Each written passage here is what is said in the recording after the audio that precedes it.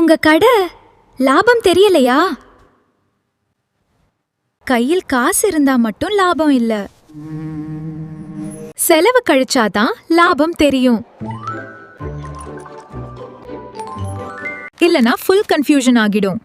Top 5 items தான் main income. Biscuit, tea, cool drinks மாதிரி சின்ன செலவுகள் தான் பெரிய லாஸ். இதெல்லாம் சேர்ந்து பெரிய அமௌண்ட் ஆகும். இத கண்ட்ரோல் பண்ணினாதான் ப்ராஃபிட். டெய்லி அல்லது வீக்லி செக் பண்ணணும். கிரெடிட் கொடுத்தா கண்டிப்பா நோட் எழுதணும். யாருக்கு கொடுத்தீங்க, எவ்வளோ கொடுத்தீங்கன்னு தெளிவா எழுதணும். நோட் எழுதலன்னா லாஸ் ஆகிடும். கால ஸ்டாக் பார்க்கணும், இரவு பேலன்ஸ் சரி பார்க்கணும். இதுல வரும் வித்தியாசம் தான் நம்ம சேல். காம்ப்ளிகேட்டட் ஆஃப் வேண்டாம், சிம்பிளா நோட்டு போதும். தினமும் வருமானம் செலவு எழுதணும். கடை காசும் தனி காசும் கலக்காதீங்க. பர்சனல் யூஸ்க்கு எடுத்தா கண்டிப்பா நோட்டு போடணும். இது பின்பற்றினா லாபம் கண்டிப்பா வரும். இரவு 5 நிமிஷம் எடுத்துக்கிட்டு வருமானம் செலவு கணக்க முடிக்கணும். இது ஒரு நல்ல ஒழுக்கத்தை உருவாக்கும். விற்காத பொருட்கள் ஷெல்ஃபை நிரப்பி பணத்தை முடக்கி வைக்கும்.